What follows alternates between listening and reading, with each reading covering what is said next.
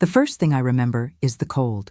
Not the ordinary cold of a winter morning in London, the kind that seeps through velvet and requires hot tea and a fire burning steadily in the hearth. This cold is absolute.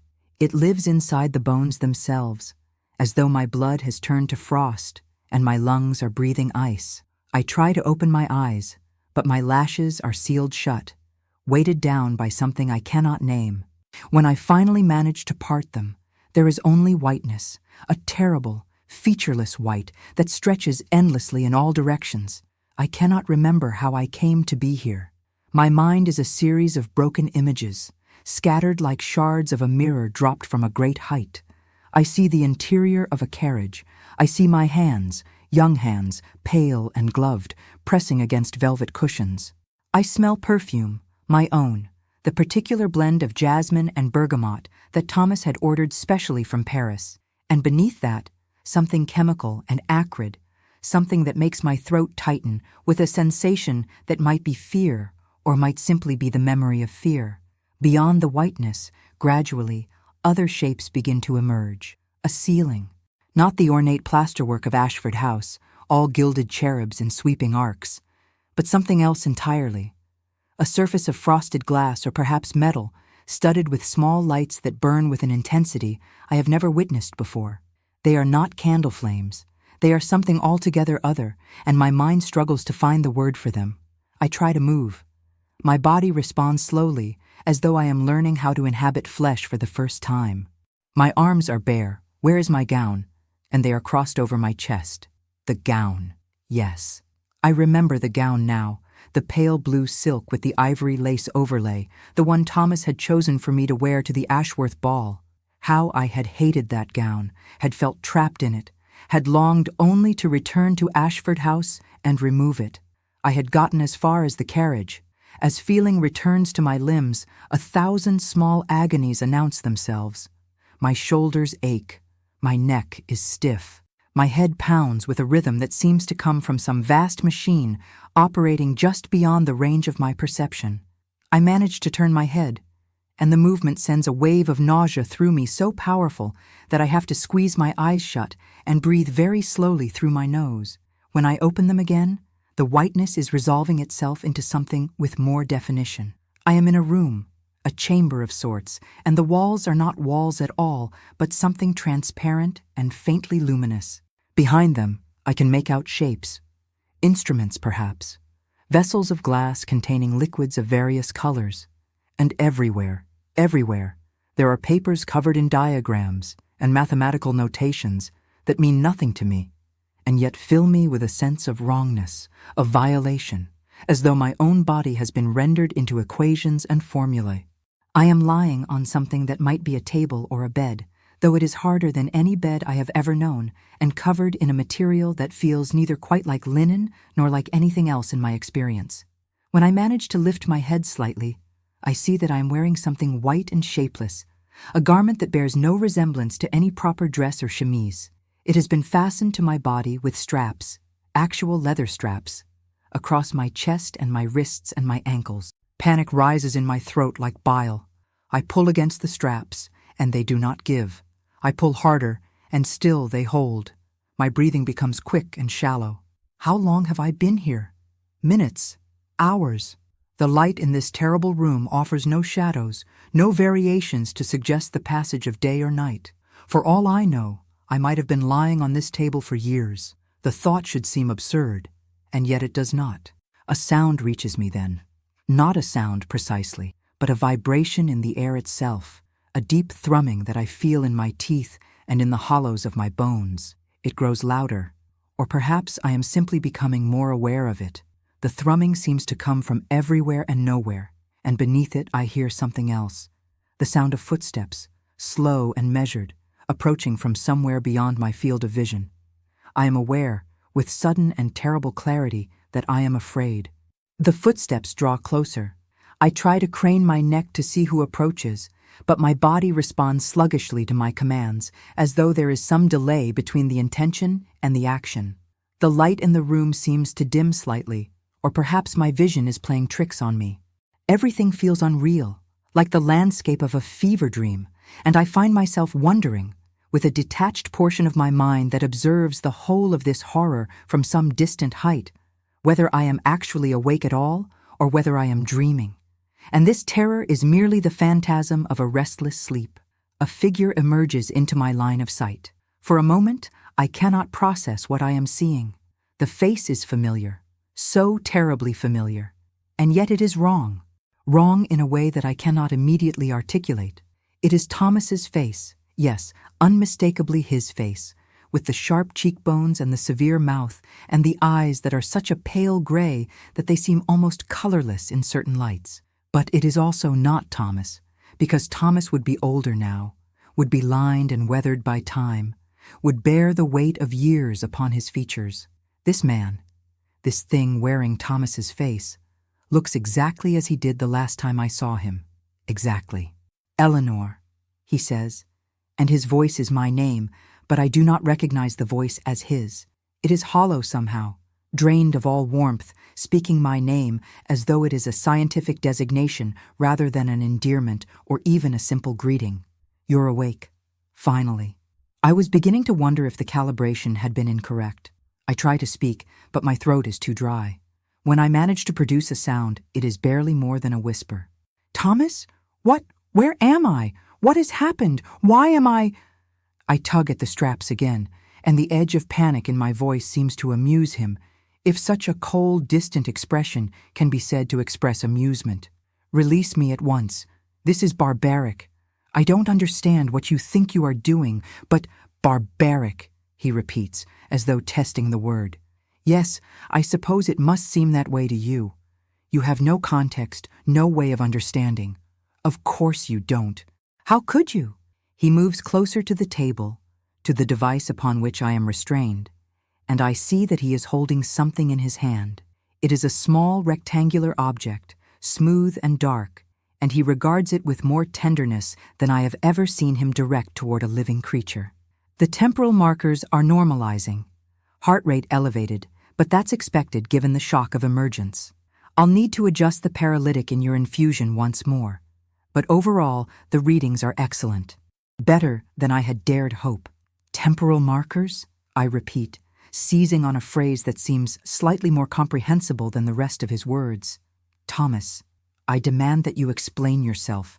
I demand that you release me from these restraints. I don't know what sort of game you think you're playing, but it is deeply inappropriate. And when my father hears of this, the laugh that interrupts me is not a laugh at all. It is a sound like breaking glass, like something essential shattering inside the chest of a man who has forgotten how to experience joy or any other human emotion. Your father, Thomas says quietly. Oh, Eleanor, your dear, devoted father who died in 1923, who died of pneumonia in the country house in Yorkshire, who never saw his beloved daughter again after that night in 1887 when you disappeared from a carriage on Kensington Road.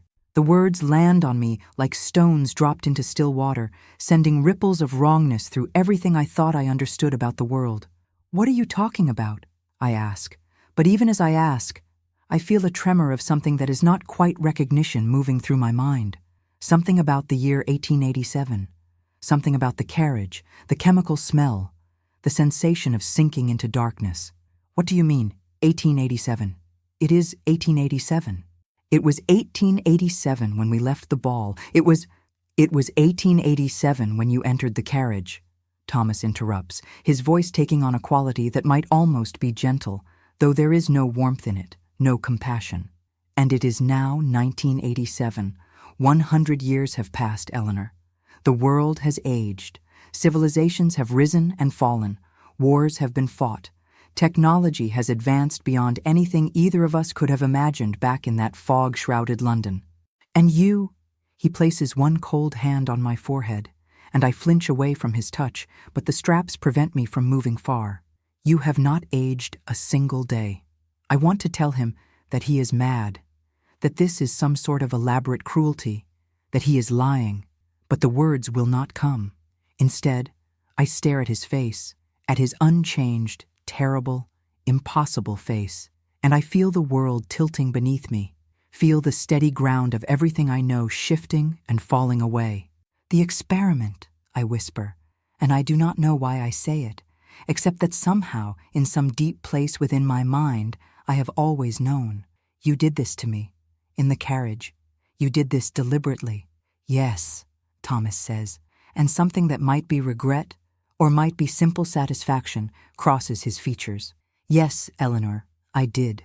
The hours that follow, or what I assume to be hours, though time has become an unreliable measure in this place, where there is no sunrise or sunset, no natural rhythm to mark the passage of moments, are spent in a state of fractured understanding.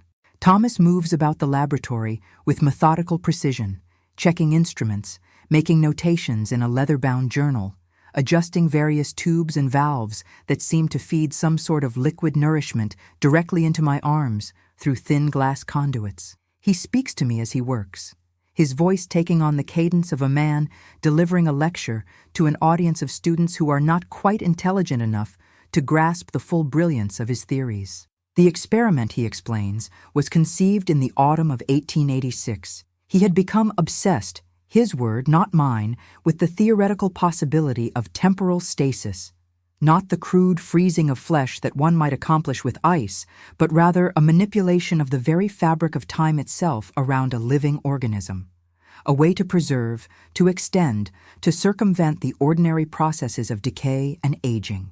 He had read papers on magnetism, on the nascent field of what he calls radiation, on the mathematical principles underlying the motion of celestial bodies.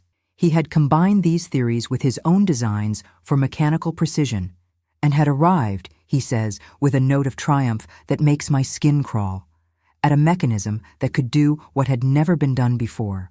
I needed a test subject, he continues, standing over the glass vessel that contains, I slowly realize, my own body preserved in some sort of clear, viscous fluid.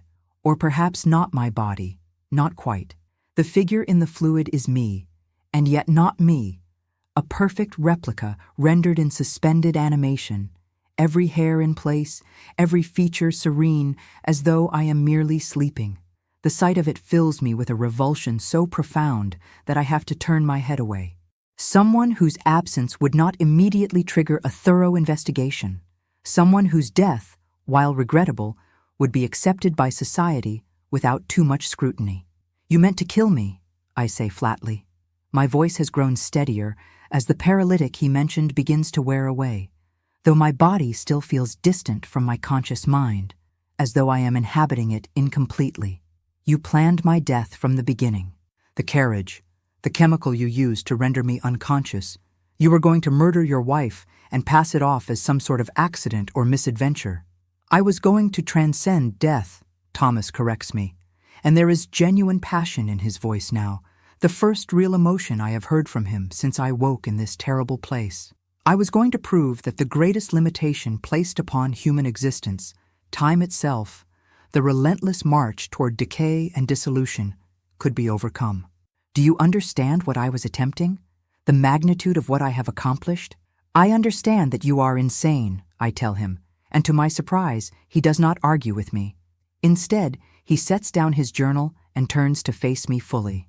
In the harsh light of this laboratory, this tomb disguised as a place of learning, I can see the toll that the years have taken upon him in ways that his unchanged face cannot hide.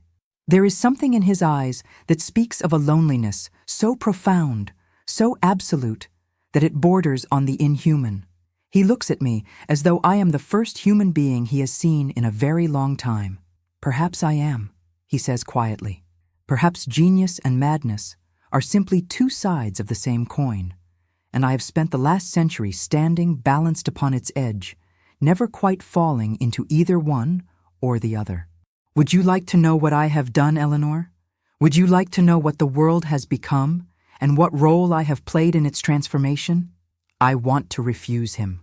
I want to spit defiance at him, to rage against the straps that still bind me, to do anything but sit here and listen to the confessions of the man who stole a century of my life. But I'm afraid. I am afraid because I understand, with a clarity that is becoming increasingly difficult to deny, that everything he is telling me is true, and I am afraid because I need to understand what has been done to me, need to grasp the full extent of this violation, in order to survive it. Tell me, I say, and my voice is very small. Thomas pulls a chair from somewhere beyond my field of vision and sits down beside the table upon which I am restrained. For a moment, he simply looks at me, as though searching for something in my face, some mark or indication of the woman I was, before he sealed me in suspended animation and walked away from his laboratory, leaving me to age not at all while the world spun forward without me. "The device worked," he begins, "better than I could have anticipated. You were placed within the temporal stasis field at approximately 11:47 on the evening of March 14th, 1887. For 100 years, you experienced nothing. No sensation of time passing, no dreams, no aging, no change whatsoever. From your perspective, no time passed at all. You simply closed your eyes in 1887 and opened them just hours ago, believing it still to be the same night. How could you leave me here?" The words escape me before I can stop them, and with them comes a wave of emotion so violent that it takes my breath away. Anger, yes, but beneath the anger, something far worse. A deep well of betrayal and hurt that speaks to something more fundamental than even this impossible situation. How could you create this mechanism and then simply walk away? Did you never intend to retrieve me? Did you mean for me to remain in this prison forever? "I couldn't retrieve you," Thomas says, and for the first time, I hear something like regret in his voice. Not at first. The device had worked too well. The stasis field was stable, but removing you from it without causing catastrophic physiological shock was beyond my understanding at the time. I tried, Eleanor. I spent 5 years trying to design a way to reverse the process safely, and then he pauses, and his gray eyes take on a distant quality, as though he is looking at something very far away. "And then I realized that you could not come back, that the world had moved on without you, and if I suddenly produced you, unchanged after 5 years, it would raise questions I could not answer. There would be investigations, inquiries into where you had been kept, what I had done to you. They would have locked me away. They would have called me a monster. So I made a decision. I sealed the laboratory. I told people that I had been conducting experiments, that there had been an accident, that you were dead.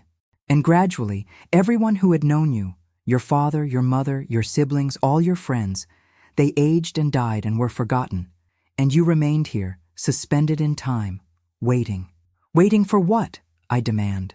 What possible purpose could this serve? What could you possibly gain by keeping me here? I didn't know, Thomas says softly. At first, I thought it was simply too difficult to let you go. You were here, and you were perfect, preserved exactly as you were.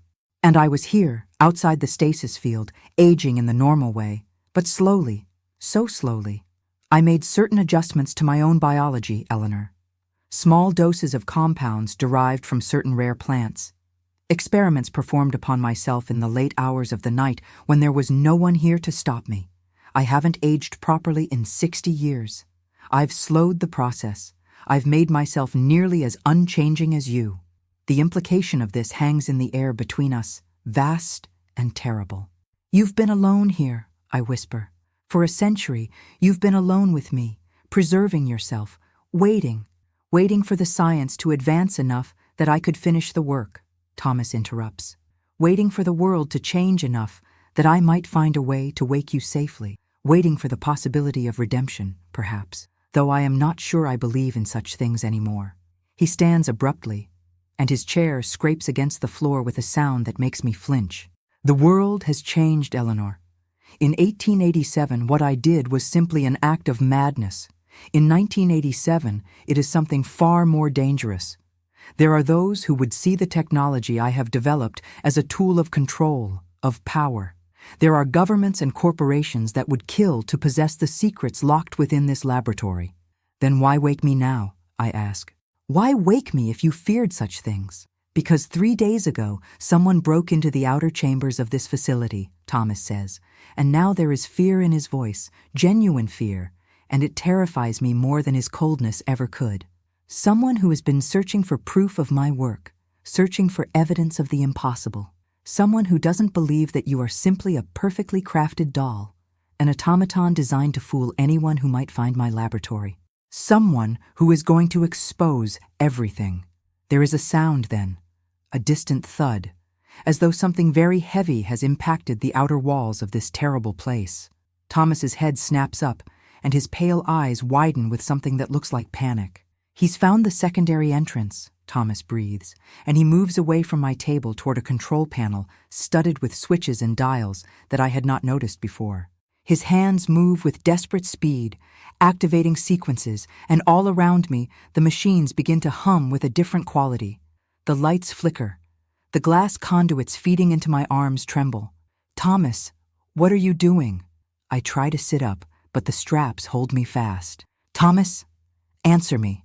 I'm going to give you a choice, he says, and his voice has taken on a hollow quality that suggests he is speaking more to himself than to me. Something I should have given you 100 years ago. The man who is coming. His name is Detective Inspector James Harrow.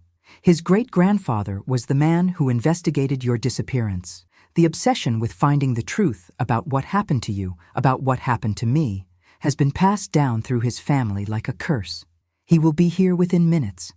And when he arrives, you can tell him everything.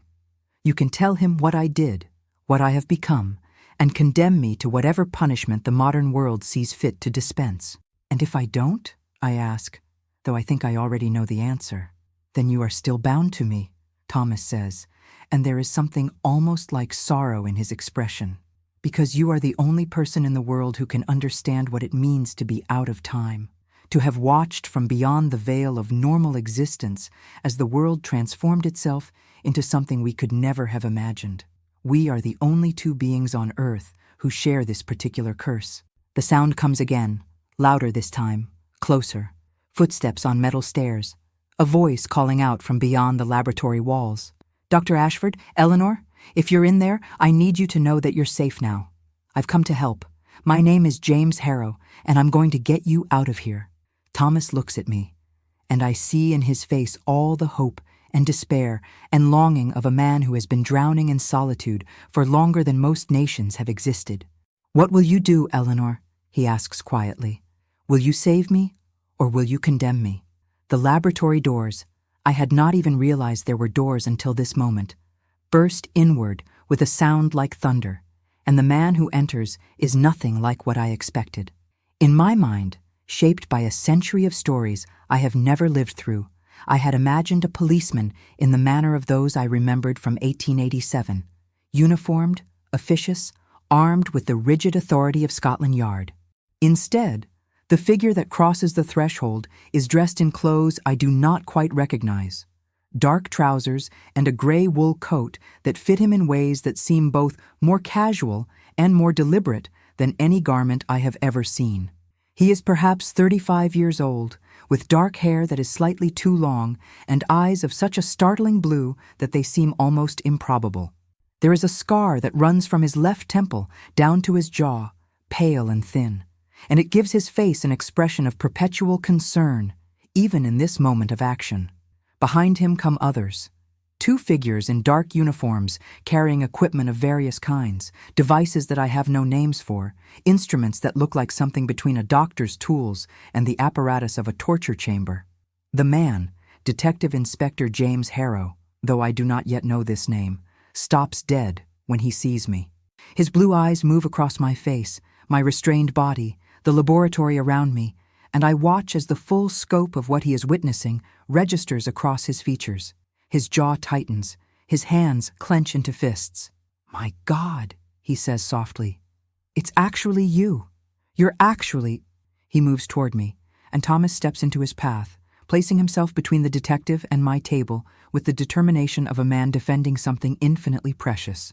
"James Harrow," Thomas says, and his voice has taken on a quality of bitter resignation. "I wondered when you would finally find your way here.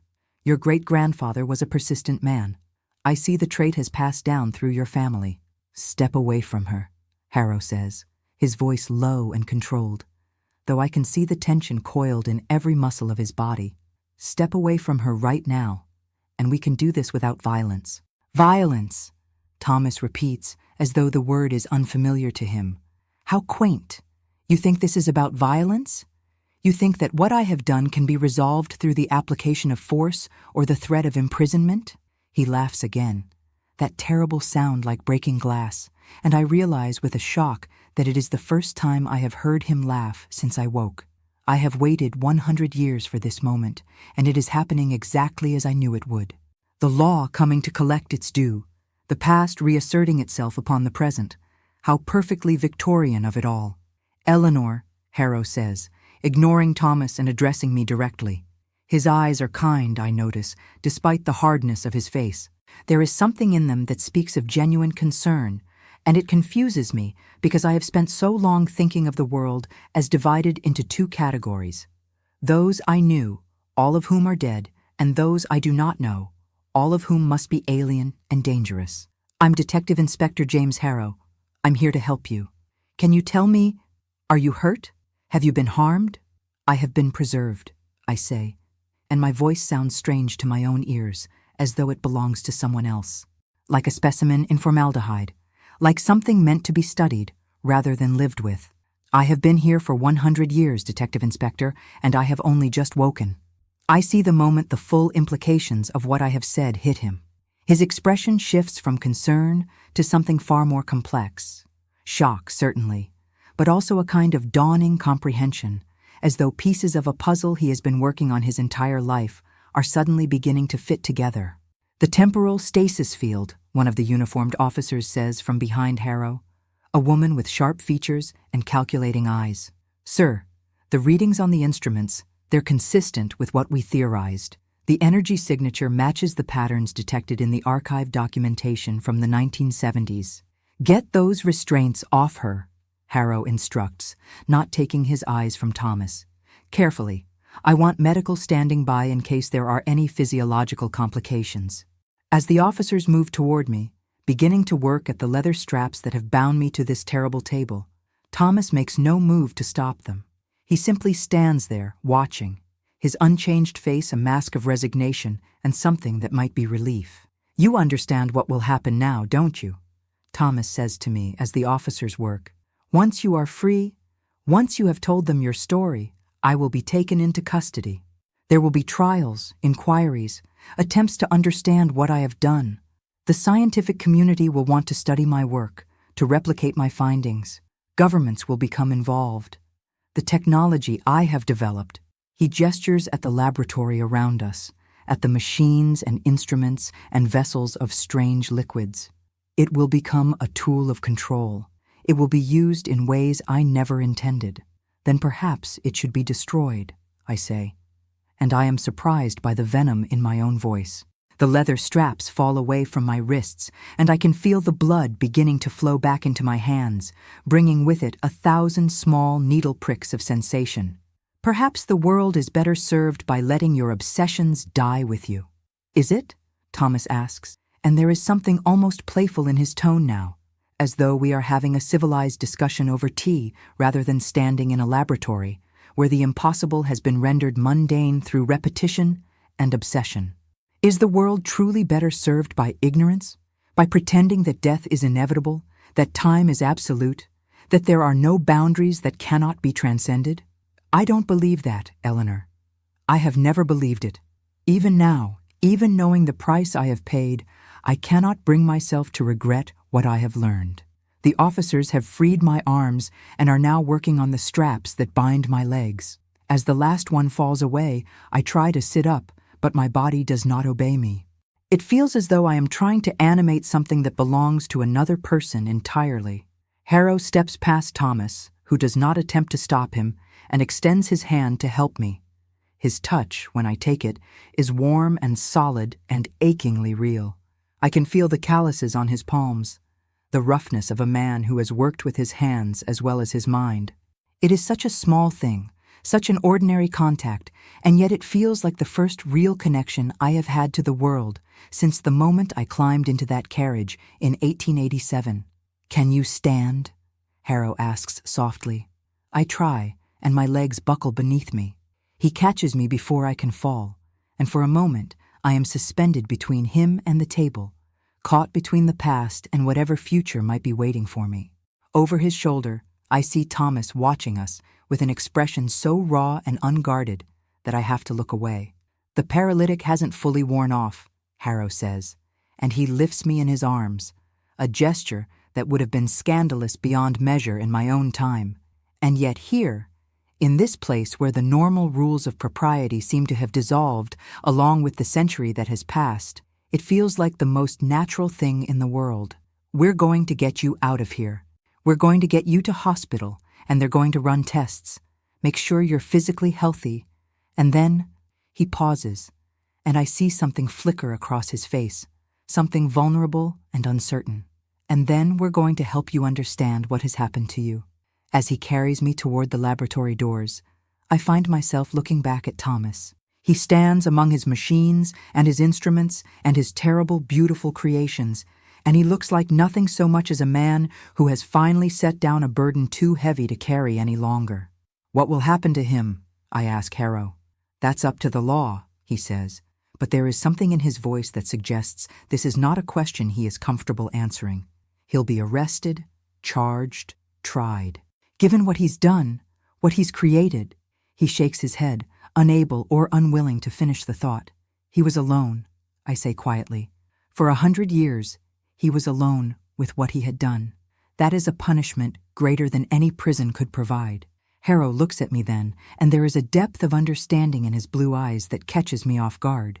"Yes," he says simply, "I think perhaps it was. The world beyond the laboratory is not the world I remember." This becomes apparent the moment we step through the outer doors and into what Harrow tells me is a basement corridor of a building that was once a private estate and is now something he calls a secure research facility. The light here is different. The same strange, sourceless illumination as in the laboratory, but somehow more diffuse, less oppressive. The walls are made of materials I do not recognize, smooth and pale and entirely without ornamentation. Everything about it speaks of an age far removed from the ornate, detailed world of 1887. As Harrow carries me down the corridor, I catch glimpses of other laboratories through windows of dark glass. In one, I see what appears to be a computer, though I do not yet know this word, of enormous size, filling an entire wall with blinking lights and spinning reels. In another, I see diagrams and photographs, and I realize with a start that some of them depict me. The body I inhabited in 1887, rendered in silver and shadow, displayed on what appears to be a wall of light. "How long have you known?" I ask Harrow. "How long have you been aware of what Thomas had done? Of what I am? Officially? Since 3 weeks ago, when we finally managed to crack the encryption on some of Thomas's private journals that were discovered in the 1960s, Harrow says. "But my family has been aware of the truth, or something close to it, for much longer. My great-grandfather knew that your disappearance was no accident, that Thomas was involved. He spent his entire life trying to prove it, but he didn't have the resources or the technology. He passed the obsession down to my grandfather, who passed it to my father, and eventually to me. It's been the central mystery of my life, and now that you've found the answer, does it satisfy you?" I ask. He is quiet for a long moment, and I feel him adjust his hold on me slightly, as though I am something precious that might break if held too tightly. "No," he says finally. "It raises far more questions than it answers."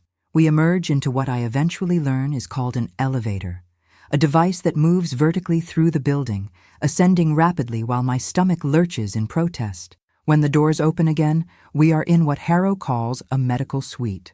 All white walls and equipment that bears no resemblance to the instruments I remember from my own time.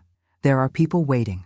A woman in a white coat with dark skin and kind eyes introduces herself as Dr. Amara Chen, and she immediately begins asking questions while simultaneously running her hands over my body, checking my reflexes, my pupils, listening to my heart with a device that she places against my chest. Throughout all of this, Harrow remains close by, his presence a kind of anchor in a sea of incomprehensible change. "The physiological readings are extraordinary," Dr. Chen says, speaking to Harrow but gesturing at the various screens that have come to life around me, displaying information that means nothing to me. Her cellular structure shows virtually no degradation.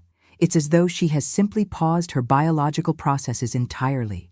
If I didn't know better, I would say she was born last week and she simply aged to her current appearance in an accelerated growth program.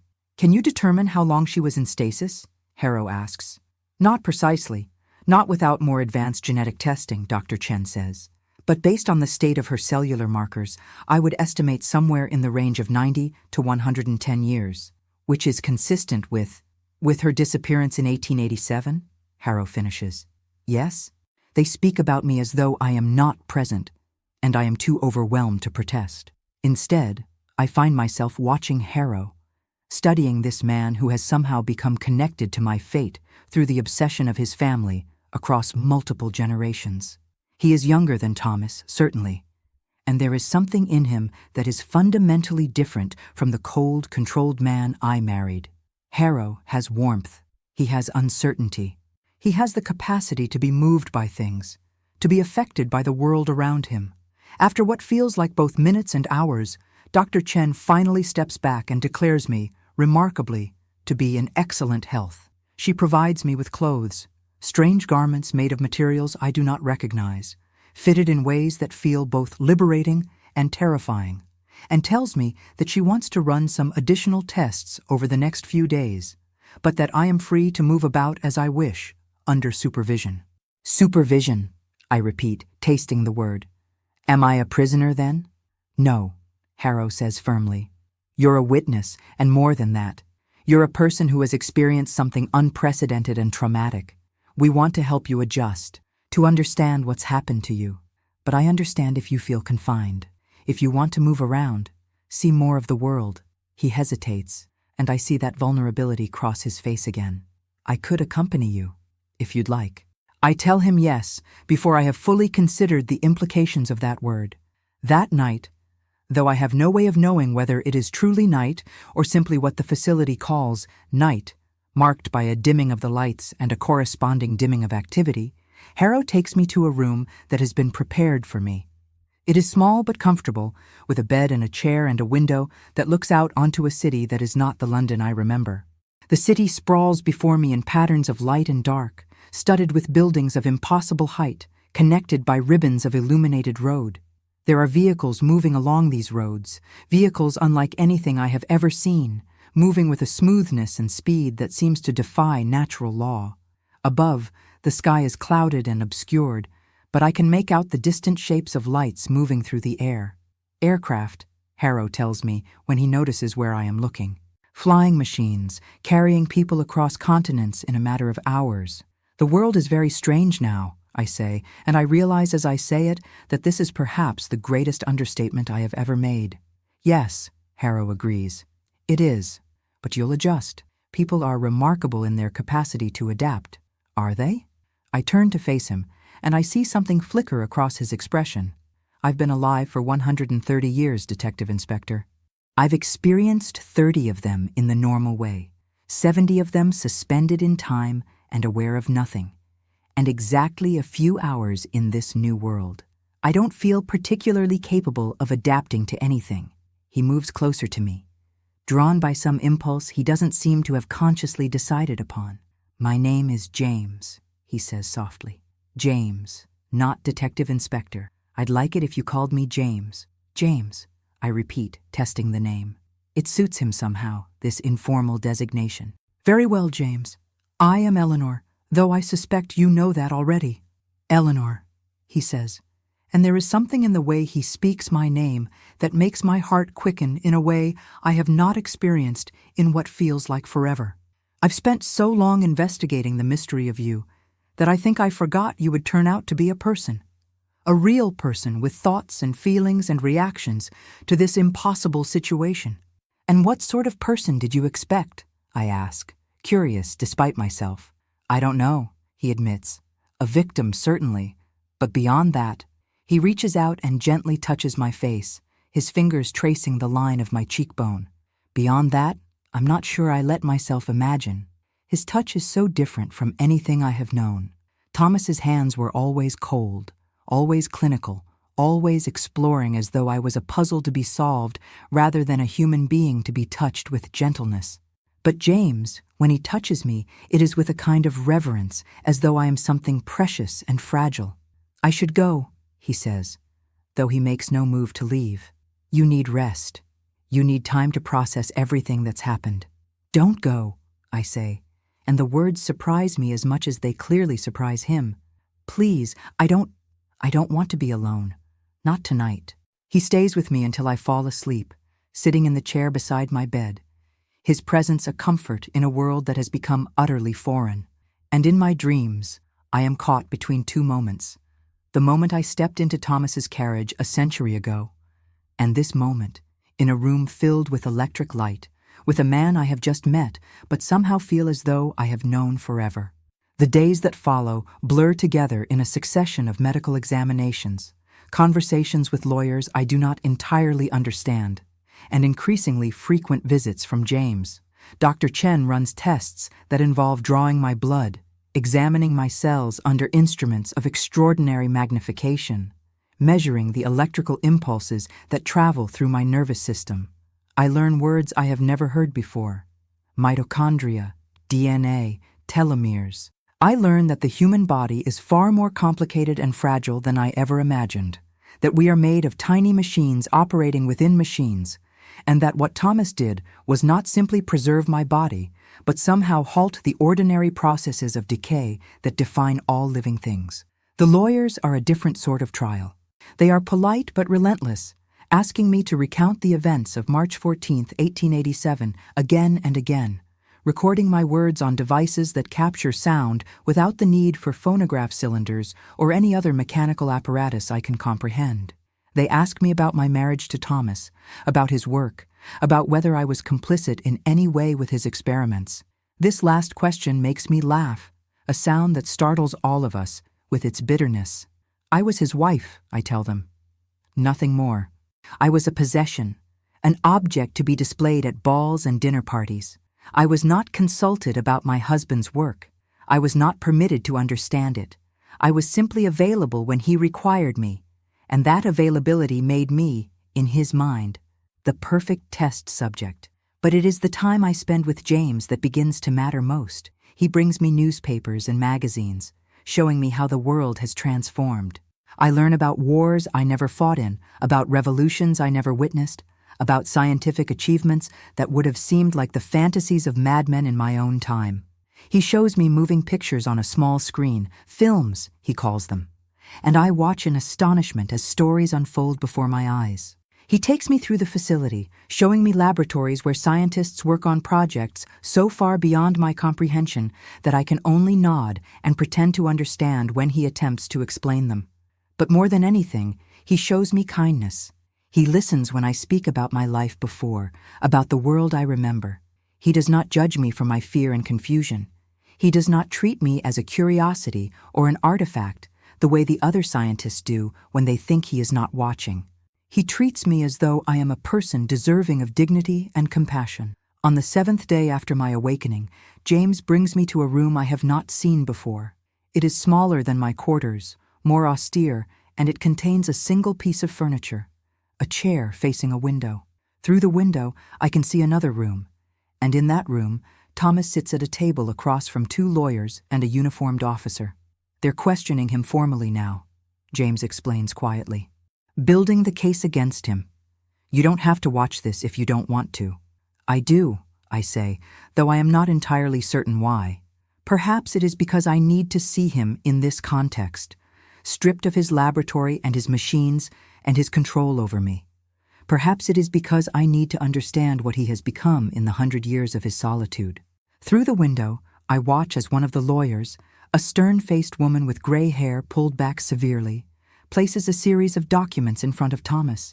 He glances at them without apparent interest, his pale eyes distant and unfocused. Dr. Ashford, the woman says, and her voice is audible through some speaker system James does not bother to explain to me. These are records from the years 1887 to 1920. They document your gradual acquisition of increasingly sophisticated equipment, your construction of the laboratory beneath your estate, and your procurement of certain rare elements that would have been necessary for the creation of the temporal stasis device. How do you respond to these findings? They are accurate, Thomas says simply. I did all of those things. You are aware that what you did constitutes multiple felonies? the unlawful imprisonment of another human being, aggravated assault, attempted murder. I am aware, Thomas interrupts, his voice carrying that hollow quality I have come to recognize as his default emotional register. I am aware of the charges. I am aware of the laws I have broken. I am aware that in the eyes of modern society, what I have done is monstrous and inexcusable. I accept this judgment. The lawyer exchanges a glance with her colleague, clearly disconcerted by his passivity. You are willing to plead guilty to all charges? I am, Thomas says. I have been waiting 100 years for this moment. It seems fitting that it has finally arrived. I feel James watching me, though I keep my eyes fixed on the scene unfolding through the window. Why? I ask him softly. Why would he accept guilt so readily? Why would he not fight? He's had a century to develop arguments, justifications, explanations. Perhaps because he knows there are no justifications adequate to what he's done, James says. Or perhaps because he's tired. A century is a very long time to carry guilt, Eleanor. Some men break under that weight. Others simply surrender to it. The questioning continues, but I stop paying attention to the specific words. Instead, I find myself studying Thomas's face, looking for signs of the man I married. That man was cold, certainly, but he was also proud. He was convinced of his own superiority, his own rightness. This man in the interrogation room is diminished somehow, hollowed out, as though all the conviction has drained away and left only the shell behind. After several hours, James leads me away from the observation room and back through the corridors of the facility. We walk in silence, and I find myself grateful for it. My mind is too full of competing emotions to attempt conversation. Anger at what Thomas did, certainly, but also something more complicated, a kind of pity perhaps, or recognition. He had been alone with his obsession for so long that it had consumed him entirely, leaving nothing of the man he might have been. That evening, as we sit in my small room overlooking the strange cityscape, James tells me something that changes everything. They've found something in Thomas's records, he says carefully. Something he kept hidden, even from the initial interrogation. A secondary device. Another stasis field? I ask, though I know this is not what he means. No, James says, and he sets a thick folder on the table between us. A reversal mechanism, a way to extract someone from stasis without the physiological damage he originally feared. He built it, Eleanor. Sometime in the 1950s, he built it, and then he dismantled it and hid the plans. It was as though he couldn't bring himself to use it. Why would he do such a thing? I ask, confused. James opens the folder, and inside, I see handwritten notes in a hand I recognize as Thomas's, along with technical diagrams and calculations. But there is something else as well. Passages that are not technical specifications at all, but rather personal observations. Diary entries of sorts, hidden within the technical documentation. I pick up one of the pages and read. I have constructed the device that would allow me to bring Eleanor back safely, and in doing so, I have realized the full horror of what I have created. She will wake to find that everyone she has ever known is dead. Her world is gone, her family is gone. The life she lived is irretrievable. To return her to consciousness would be to condemn her to a grief so profound that she might never recover. I cannot do this to her. I will not. Better to let her sleep than to wake her to such devastation. Another page reads, Perhaps this is my punishment, to have created the means of redemption and then to lack the courage to employ it, to wait in this laboratory with my creation, knowing that I could release her, but choosing instead to remain suspended in this limbo of my own making. She is sleeping, and I am dying, and neither of us is truly alive. I set the pages down with trembling hands. He could have brought me back, I say, and I am not entirely certain whether the emotion in my voice is gratitude or rage. He could have done it decades ago, and instead he chose to let you sleep, James finishes, believing he was protecting you from a grief that would be worse than the loss of the time itself. He didn't have the right, I say, but even as I say it, I understand the terrible complexity of what he did.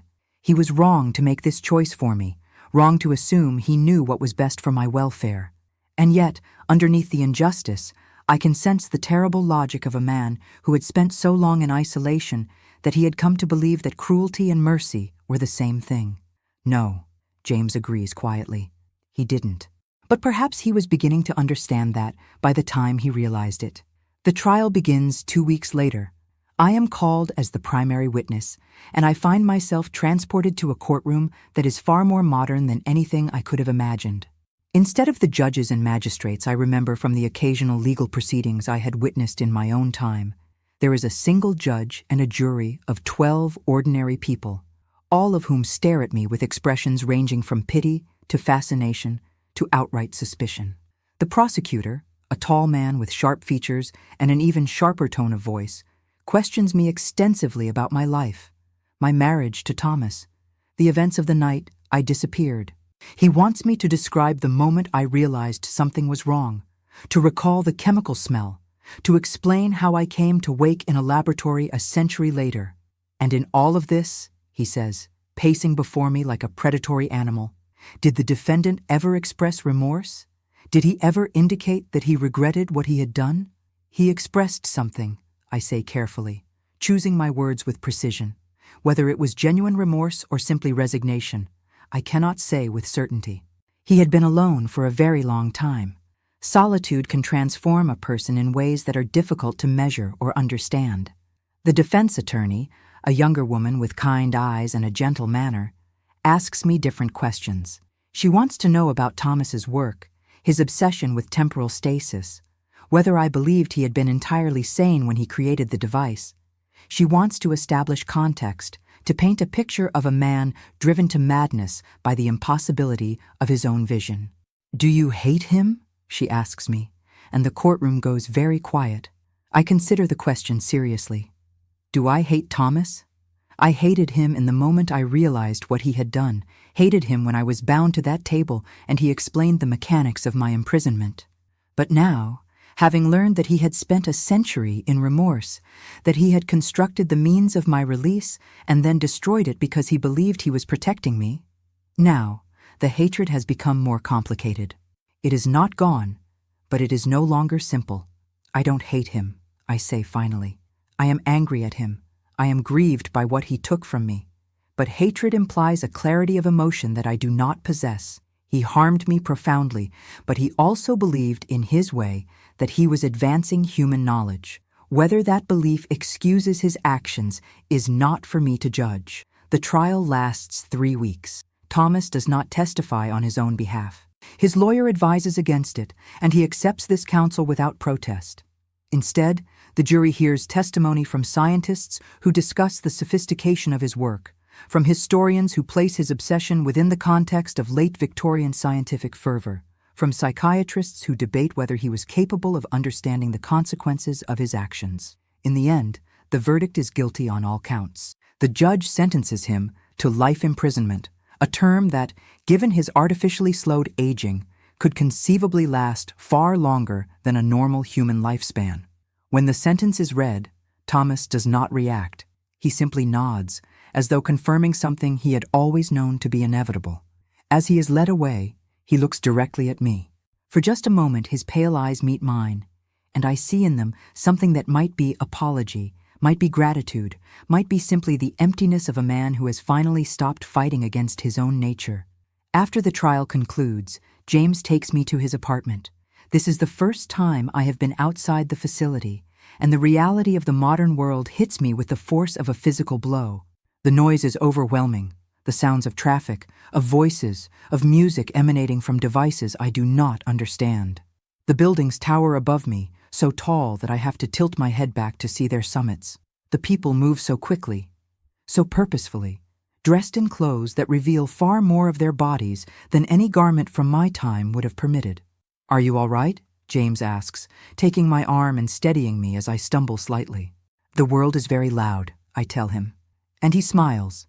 A real smile, one that reaches his eyes and transforms his face. His apartment is smaller than any room in Ashford House, but it is warm and cluttered with books and personal objects that speak of a life fully lived. There are photographs on the walls, images of people I assume are his family, captured with a clarity that no portrait painter could have achieved. There is a kitchen with appliances I do not recognize, a bedroom with windows that look out over the city, a sitting room where he settles me on a sofa that is softer and more comfortable than any piece of furniture from my own time. "I want you to tell me something," James says, settling beside me. "And I want you to be completely honest with me. Do you want to stay in this time, in this world? Or would you prefer to return to the facility, to have some kind of protected status where you don't have to navigate all of this?" "I don't know," I admit. "I don't know how to be in this world. Everything is foreign to me. The language, the customs, the technology, it's all too much." "Then we'll take it slowly," James says, and he takes my hand. "I'll help you adjust. You don't have to figure it all out at once." "Why would you do that?" I ask him. "Why would you take on such a burden? You've already solved the mystery that consumed your family for 3 generations. You could simply move on with your life." "Because," James says, and his voice is very soft, "I think I've been waiting for you for a very long time. Not consciously, perhaps, but somehow, on some level I didn't fully understand. I've been waiting, and now that I've found you, I don't want to let you go." He leans forward and kisses me, and it is nothing like any kiss I have ever experienced. There is passion in it, certainly, but also tenderness, and a kind of asking, as though he is asking permission to care about me, to want me, to build something with me in this strange new world. When he pulls back, I realize that I am crying. "What's wrong?" he asks immediately, concern flooding his features. "Did I hurt you? I'm sorry, I shouldn't have assumed—" "No," I say quickly. "No, you didn't hurt me. It's just, I've been preserved, James. For 100 years I was preserved, and I thought that meant I was safe from feeling, from being hurt, from all of the messy complications of human emotion. But I wasn't safe. I was simply frozen, waiting, and now I'm awake, and I'm alive, and I'm feeling things I didn't know I was capable of feeling, and it's terrifying and overwhelming, and—" I pause, searching for the right words. "And it's wonderful. It's wonderful to feel alive." Over the following weeks and months, I begin to build a life in this strange new world. James helps me obtain documents that permit me to exist legally, though the story we tell to the authorities is that I am a woman who suffered from a rare medical condition that caused severe memory loss and premature aging reversal. The truth would be too complicated, too likely to invite unwanted attention. Instead, I become simply Eleanor, a woman of unusual appearance but otherwise unremarkable, living quietly in the modern world. James teaches me to navigate the city. He takes me to restaurants where I learn that food has become more diverse and more accessible than it was in my own time. He takes me to libraries where I can read about the century I missed, about the wars, the revolutions, the scientific achievements. He shows me moving pictures, and I weep at the beauty and the tragedy of human history. And gradually, almost without my realizing it, my life with James becomes the center of my existence.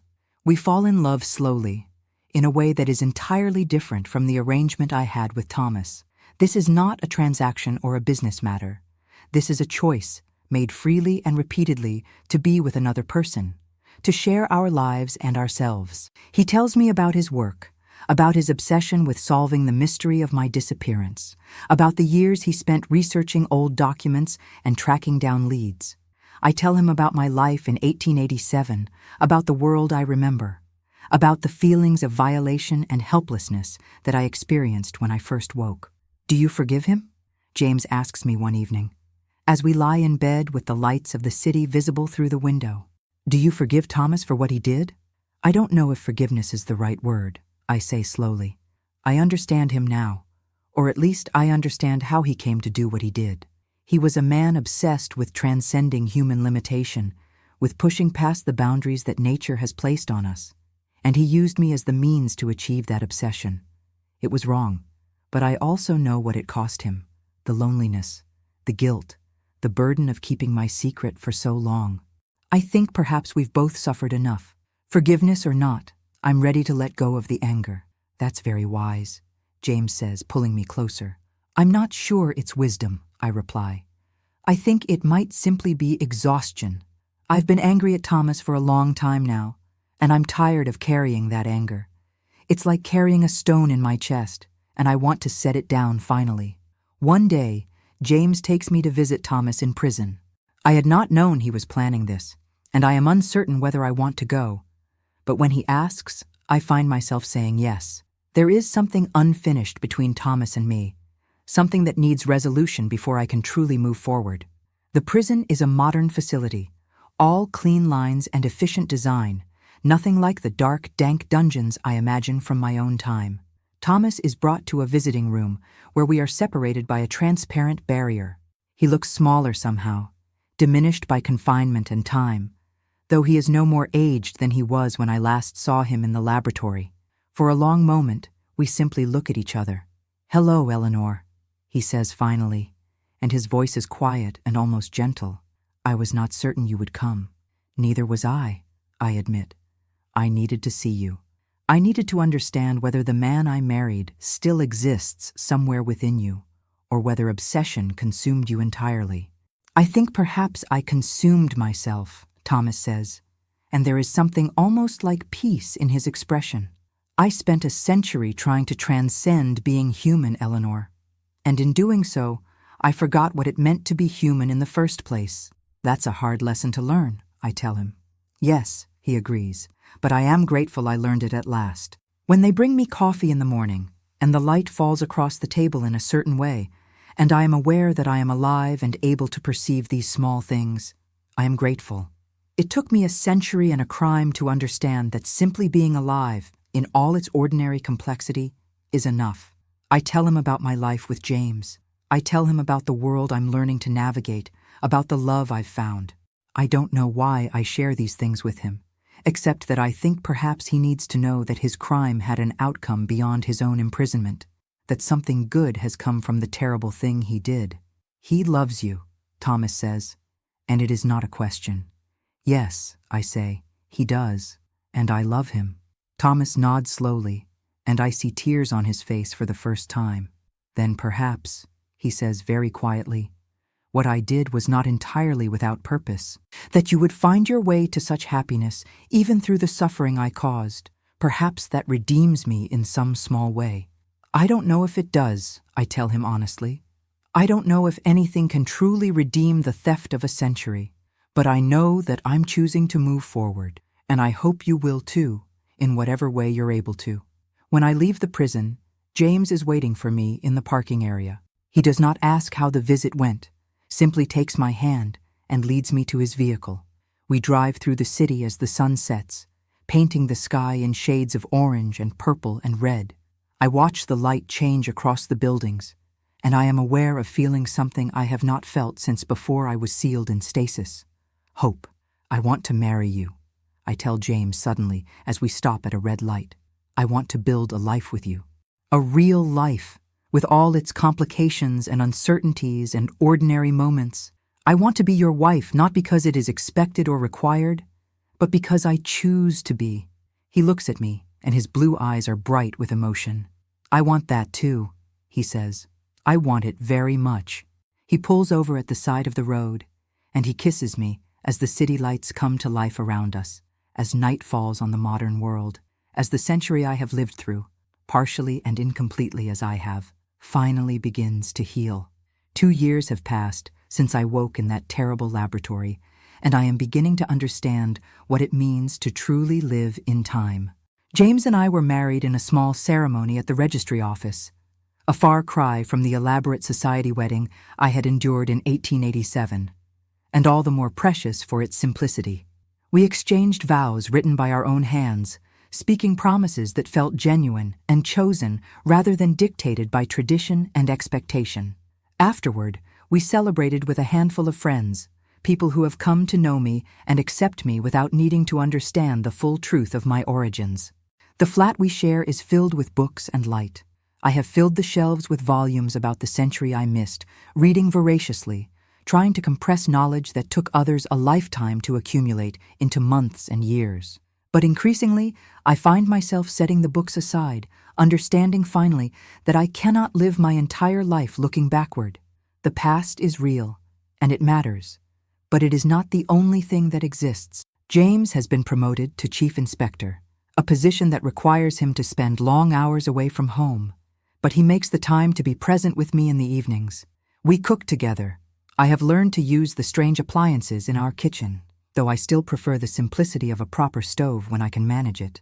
We walk through the parks of the city, and he tells me stories about his family, about his great-grandfather's obsession with the mystery of my disappearance, about how that obsession was transformed into something meaningful when it finally led him to me.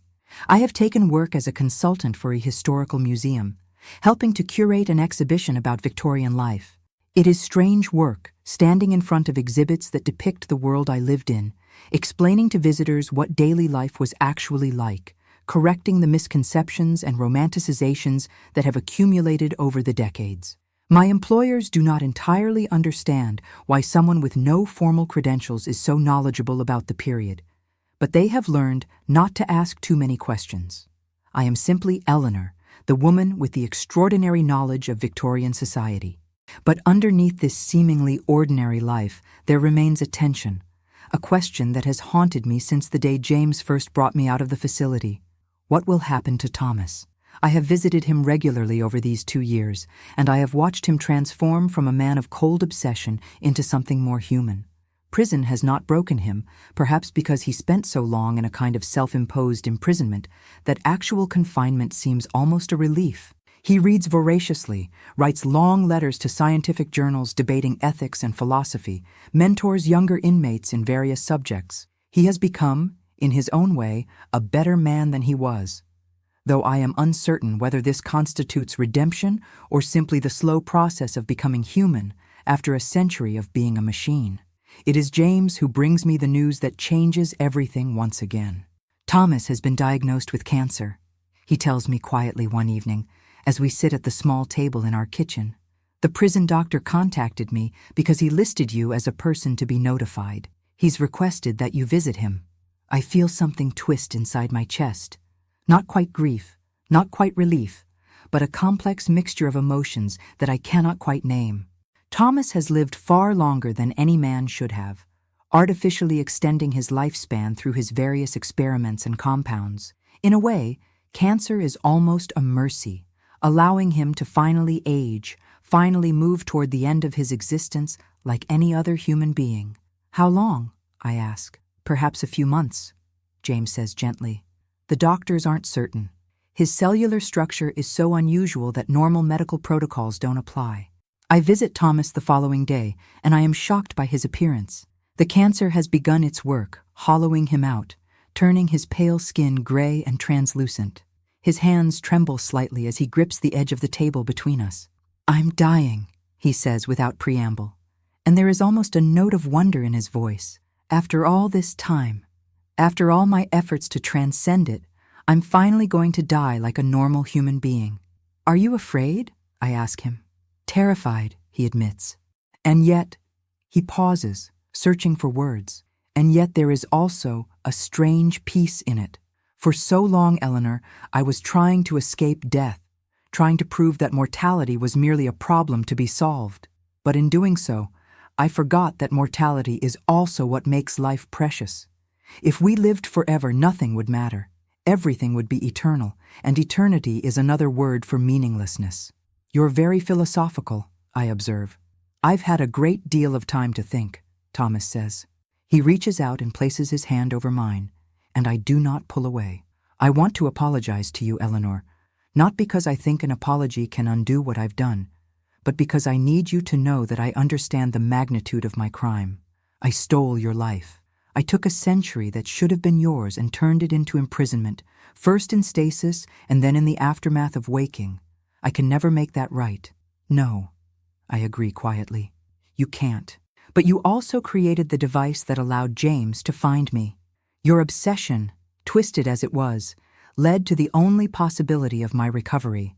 If you had not built your laboratory, if you had not left those records, I would still be sleeping. And I would never have known James, never have experienced the life I have now. I'm not saying that excuse is what you did, but I'm saying that the consequences are complicated, and life itself is complicated." "Do you forgive me?" Thomas asks, and the question is so earnest, so desperate, that I feel something inside me shift. "I forgive you for what you did to me," I say carefully. I forgive you for the violation, for the theft of my life. I forgive you because I am alive and I am happy. And I refuse to allow my future to be defined by the crime that stole my past. But that doesn't mean what you did was right. It means I'm choosing to let it go so that I can move forward. Over the following weeks, I visit Thomas regularly as his condition deteriorates. We talk about his work, about the state of modern science, about the ethical implications of what he created. I bring him books, and we discuss them like two scholars rather than victim and perpetrator. I introduce him to James in a more personal setting than the courtroom, and I watch as James comes to understand that Thomas is not simply a villain, but a complicated man who did terrible things while genuinely believing he was advancing human knowledge. One afternoon, as I'm preparing to leave after a visit, Thomas asks me to do something. "There are papers," he says, his voice now barely more than a whisper. The cancer has metastasized to his lungs, and each breath is a struggle.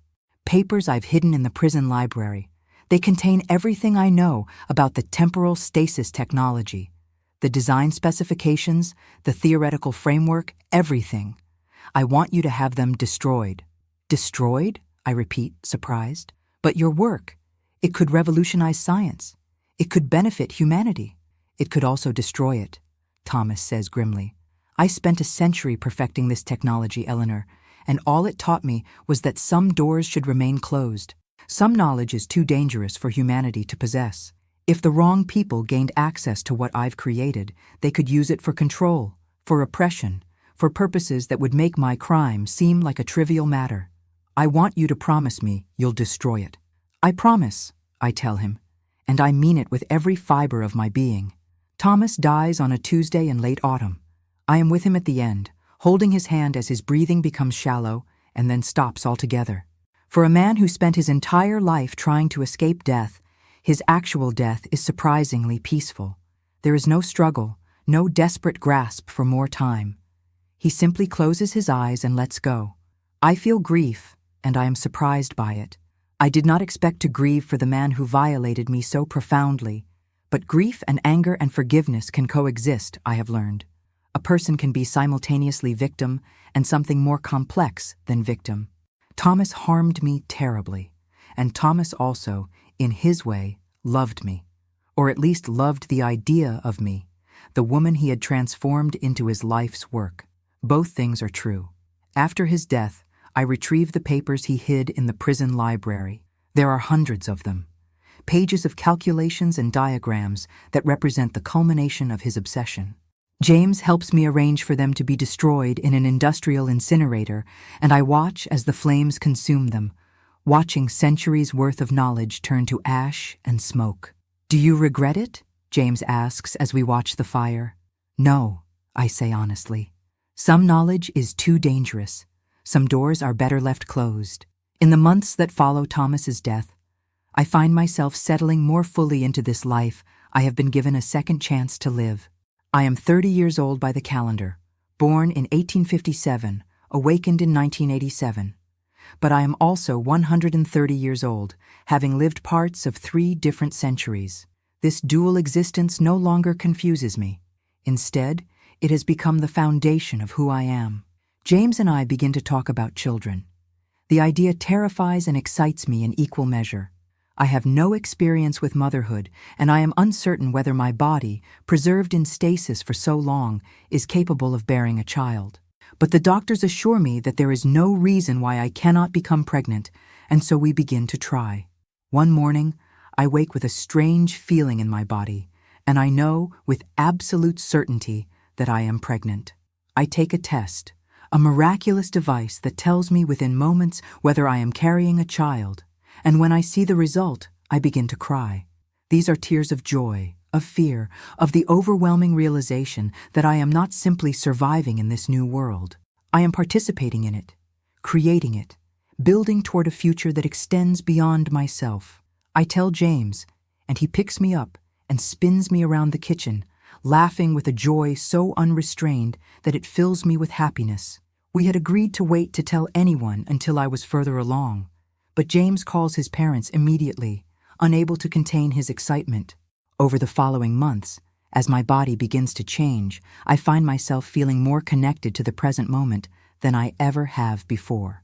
The pregnancy forces me to pay attention to my body, to the small changes, the strange cravings, the way my perceptions of the world shift as I begin to understand that I am no longer simply Eleanor, but Eleanor and another, a new person who will enter this world with no memory of the century I have lived through. I give birth to a daughter on a spring morning, and it is the most transcendent experience of my life. Her name is Sophie, and she is perfect in every way. She has James's blue eyes and my dark hair, and when she first looks at me, I feel as though the entire century of my suffering has been leading to this single moment of completion. As I hold her in my arms, I realize something profound. I am no longer defined by what was taken from me. I am no longer Eleanor the victim, Eleanor the woman who was sealed in stasis, Eleanor the woman imprisoned by her husband's obsession. I am Eleanor the mother, Eleanor the wife, Eleanor the woman who has chosen to rebuild her life in a world that is strange and wonderful and full of possibility. The months after Sophie's birth are challenging, but also filled with a joy I did not know existed. I have recovered my sense of time and sequence. The world is no longer a blur of incomprehensible change. I understand that days have rhythm, that seasons turn, that there is meaning in the small, repeated moments that constitute a life. When Sophie is 6 months old, I receive a letter. It is addressed to me, care of the museum where I work, and the handwriting is unknown to me. Inside, I find a document, a single page, yellowed with age, clearly very old. The letter is dated March 14th, 1887. My dearest Eleanor, it begins, if you are reading this, then my experiment has failed, or worse, succeeded. Either way, I have enclosed within this letter the truth that I could not speak to you while you were alive and conscious. I read on, my hands shaking. The letter continues. I love you more than I love science, more than I love the pursuit of knowledge, more than I love my own life. But I am not capable of expressing this love in any way that is not perverted by my obsession with transcendence. I thought that if I could preserve you, if I could hold you in perfect stasis, untouched by time, I could finally possess something perfect and unchanging. But in doing so, I have proven myself to be a monster. The letter goes on for several pages, written in Thomas's careful hand, expressing sentiments that he could never voice in person. It is a confession and an apology and a testament to the complexity of human emotion. It is also, I realize, a will of sorts. In the letter, Thomas explains that he has arranged for certain financial assets to be held in trust, managed by lawyers, and released to me upon the discovery of the truth of what happened to me.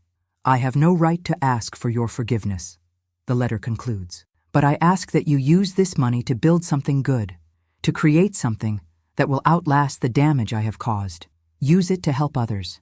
Use it to prove that even from the darkest acts of obsession, something redemptive can emerge.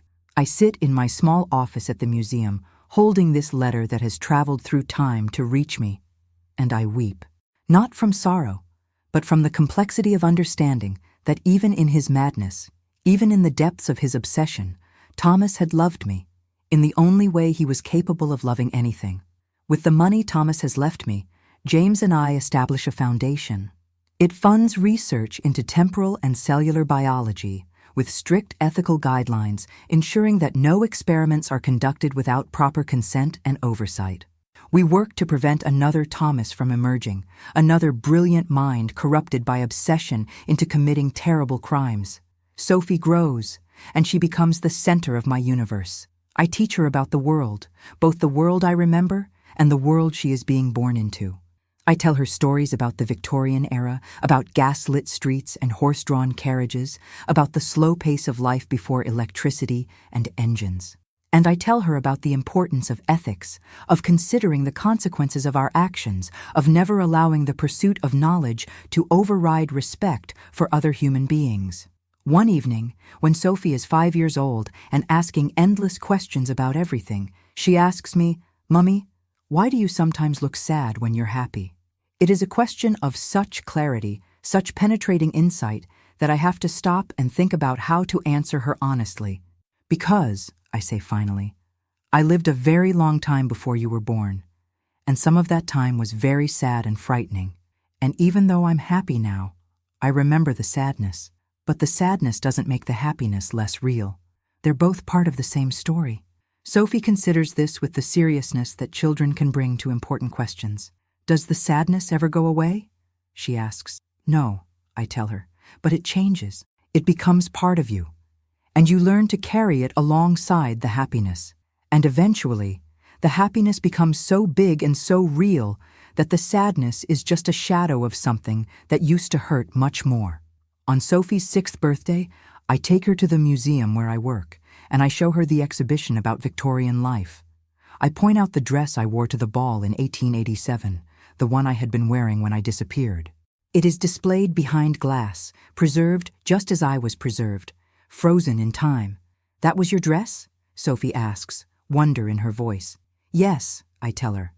I wore it a very long time ago, when I was a different person.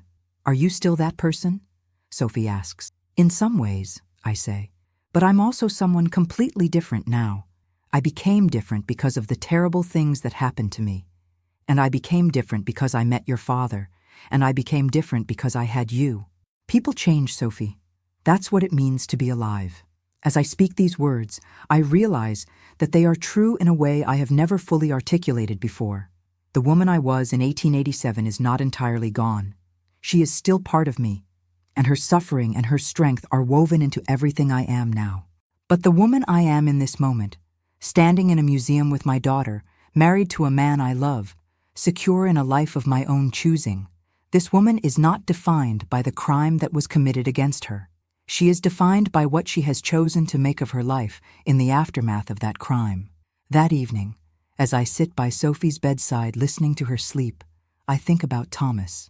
I think about the laboratory beneath Ashford House, about the temporal stasis device, about the century of my life that was stolen and preserved and eventually returned to me. I think about the chain of events that led to my discovery, about how the obsession of James's great-grandfather eventually transformed into love between James and me. I think about time itself, how it is both our greatest enemy and our greatest gift. If I had not been trapped in stasis, I would have aged and died like any other woman of my era. I would have lived a normal lifespan and would have been forgotten like so many women of that time. Instead, I have lived 3 centuries. I have seen the world transform in ways that would have seemed like fantasy in 1887. I have loved and been betrayed and found love again. I have given birth to a child who represents all the possibility and hope of a future I once thought was closed to me. The suffering was real. The violation was real. But so is the redemption. So is the second chance I have been given. So is the life I have chosen to build. In the early hours of the morning, when the city is quiet and the lights of London shimmer like stars against the darkness, I stand at the window of the flat I share with James, and I think about Eleanor, the woman who climbed into a carriage in 1887, never expecting to wake. And I think about Eleanor, the woman who wakes now, every day, in a body that is alive and present and choosing, moment by moment, to participate in the world. I am both of these women. I am the victim and the survivor. I am the woman who was trapped in time and the woman who learned to live in time. I am the sum total of all the moments that were stolen from me and all the moments I have chosen to claim as my own. And as I watch the sun rise over the city, painting the sky in shades of gold and rose, I understand finally that this is enough. This life, this strange, impossible, hard-won life, is more than enough. It is everything.